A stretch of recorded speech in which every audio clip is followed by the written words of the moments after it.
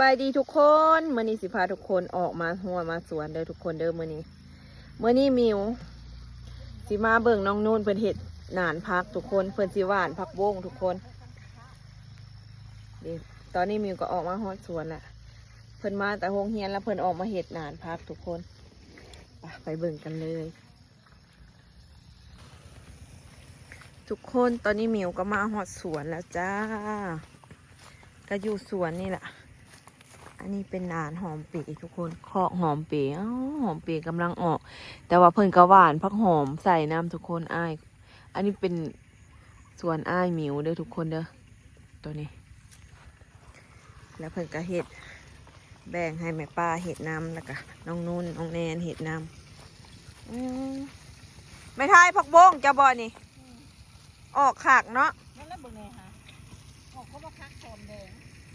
บัดนี้นานนี่กับพักโฮมโซนแดงฮะตัวนี้ได้ในเจ้าหาโบเห็นนั่นหัน25อันนี้26อันนี้27นี่ทุกคนน้องแนนก็หากระมาแต่โรงเรียนน้องนุ่นก็มาแต่โรงเรียนแล้วก็เปลี่ยนเครื่องแล้วออกมาเฮ็ดสวนแบบนี้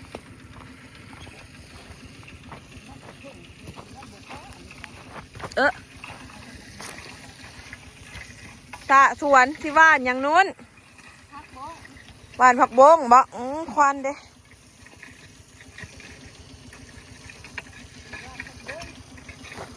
เฮียนเห็ดเอาแล้ว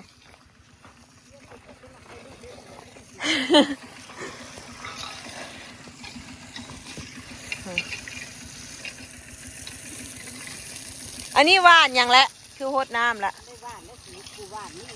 โอ้หดน้ำไว้แปลงดินไว้ไม่ไทยวะ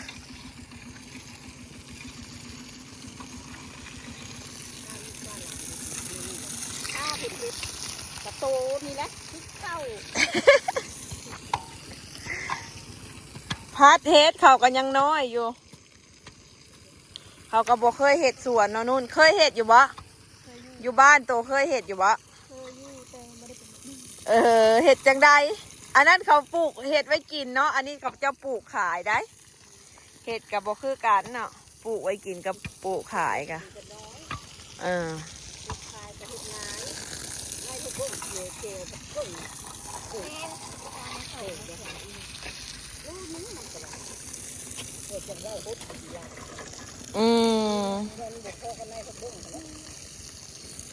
แล้ว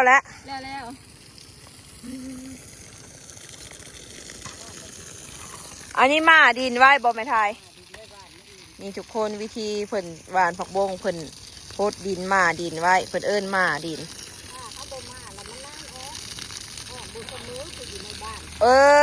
ต้องมาไว้ให้ดินซุ่ม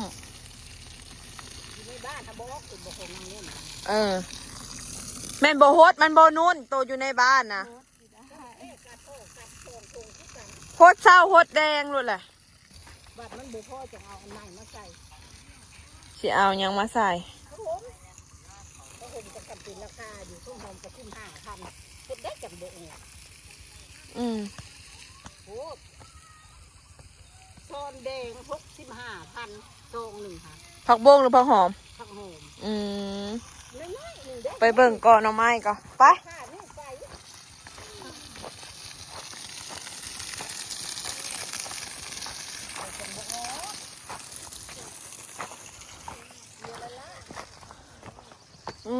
นี่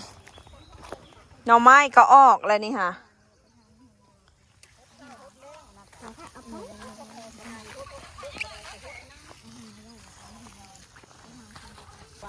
อันไปเอาเสียมันคุดอันนี้เด้อพังหอมเปรย์เมื่อดีเด้อฮะเอาที่ไทยเลยได้ค่ะไปเมนูนไปเอาเสียมาคุดผักหอมเปรย์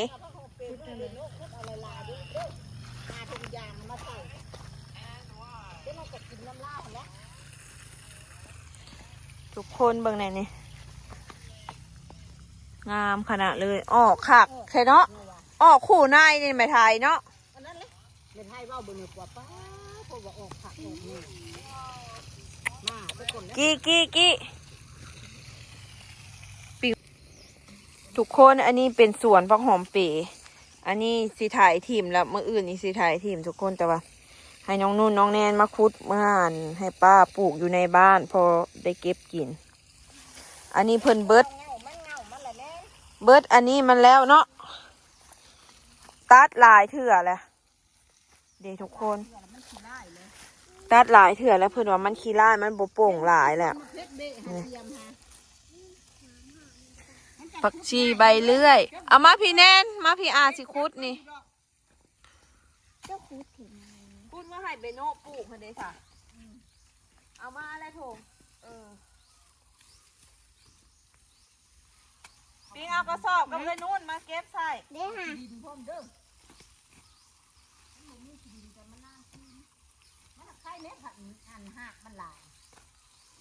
ผักอันนี้ นี่คุดนี่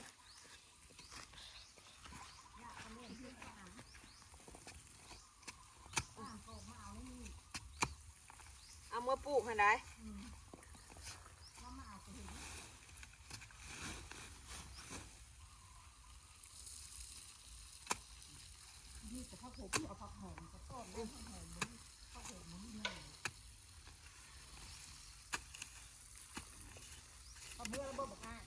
เมื่อแล้วเมื่อเอาน้อง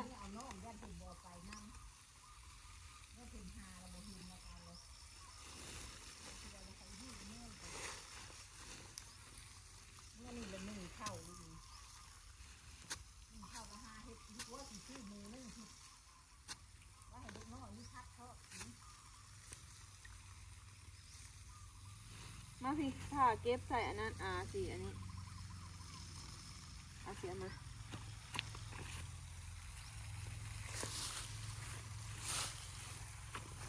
ถอยไปในแน่ถอยไป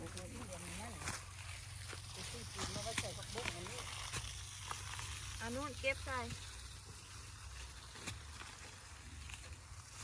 เจ็บเด้ข่าวมาในนี่โหลดน้ำพักหอมเปรย์มันอันนั้น มันแหลม โอ้เจ็บเด้ เจ็บอีหลีได้ได้หลายแล้วบนนู้นหลายอยู่เจ็บว่ะบอกแกะแล้วเราสิเอาเมื่อปลูกทั้งสีดินมันได้จังคืนฮะถ้าเอาคือดินจะอื่นมาปลูกมาที่มาตายก็ตายเนาะ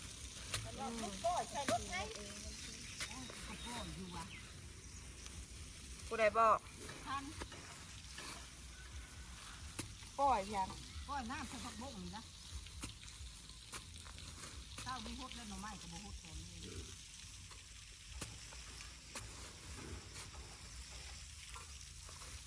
เจ้าก็ไปกวาดเอาขี้งัวนั่นอีกเนี่ยมาใส่บ่เคยบ้านจะเชื่อผักแห้งผักอันผักบุ้งเดียดมันสิกินได้ได ต้องเล่งน้ำเล่งปุ๋ยมันให้มันทันโลกเพราะว่ามันเป็นต่อง ามนี่มันเป็นโสแล้วมันสีเนี่ยของในไทยนี่ พอแหละ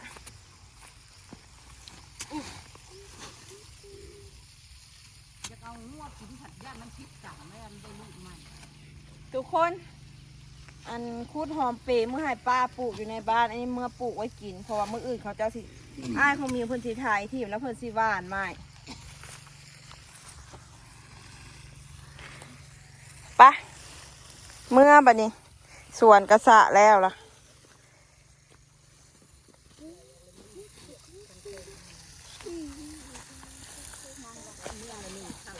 แนนเก็บอันนี้ออกมาเลยนี่เอาเสียมกับโจ๊กนี่ทุกคนก่อนสิเข้าเมื่อในบ้านกับมาแหวะเก็บหมักเพชรก่อนทุกคนเก็บหมักเพชรเมื่อไว้กินอยู่เพื่อนก่อนให้น้องนุ่นเก็บฮะ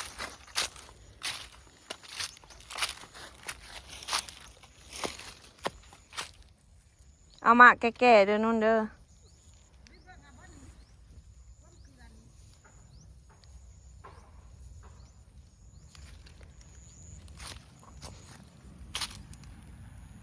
มาปิดอยู่ทางผีไว้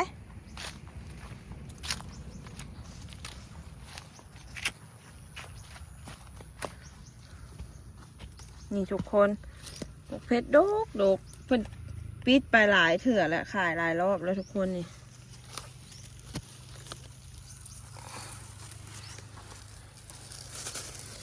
เอาหมากตึงๆมันเดินนน โอเค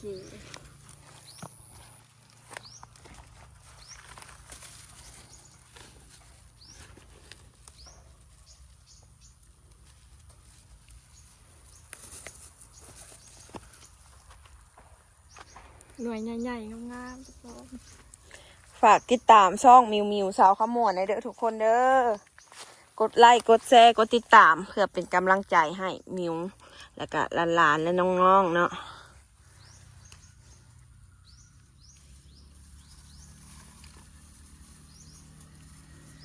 หมักเพชรอันนี้ก็เป็นหมักเพชรปลูกเองทุกคนป้าปลูกไม่ใหญ่น้องนุ่นเมื่อกี้นี่แหละทุกคนที่เพิ่นแบบจมเป็นๆน้องนุ่นเนาะ หายลูกหายหลานเก่งขนาดเลยไปพูย่างไปทั้งพูวาวหยอก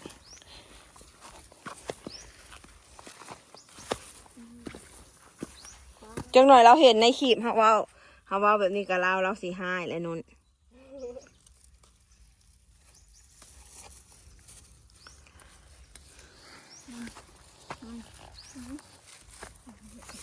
บ่ได้ฉีดยาเด้อทุกคนหมกเพชรอันนี้นะกินกระแซบอันนี้เป็นสีดำสีเขียวเนาะเขาเจาะเลย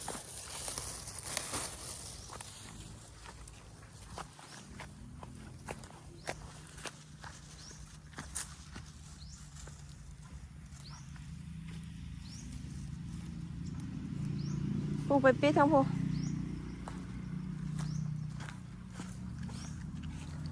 งัวได้ลูกก็บ่ได้กินน้องซ้ำน้องเฮารถท่ากินน้องมันอยู่นี่ทุกคนงัวเพิ่นได้ลูกได้จักมือเลยไหมทายว านนี่แหละได้คืนวานนี่ เฮ้ยเนาะว่าสิได้กินของแซ่บก็บ่ได้กินซับ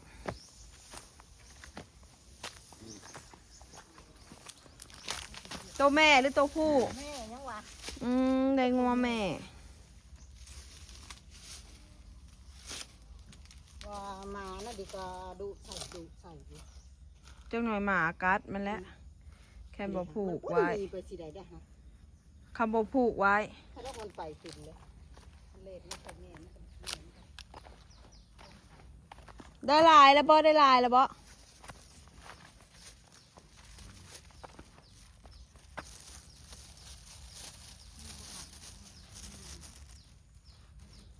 อันนี้ใส่นุ่นพ่อละนุ่นไป นี่ทุกคนปลอดสารพิษงามๆหน่วยใหญ่ๆเบิ่ม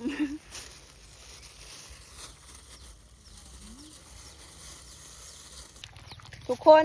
ออกมาเบิ่งน้องนุ่นสระสวนทุกคนเพิ่นสระหน้าอันเดียวหนึงทุกคนเพิ่นสระเพิ่นสิอันสระก็ไม่ตู้เพิ่นนี่แหละก็เป็นไม่ใหญ่เพิ่นนี่แหละทุกคนเพิ่นสิปลูกเพิ่นสิหว่านผักบงมื้ออื่นเพิ่นว่าเอาสำหรับคลิปนี้ก็ขอฝากไว้สำนี้ก็ได้คลิปหน้าพอกันใหม่ ๆบ๊ายบายอย่าลืมกดไลค์กดติดตามกดแชร์เด้อทุกคนเพื่อเป็นกำลังใจให้ช่องอามิวและก็น้องๆเนาะ น้องๆหลานๆโอเคไป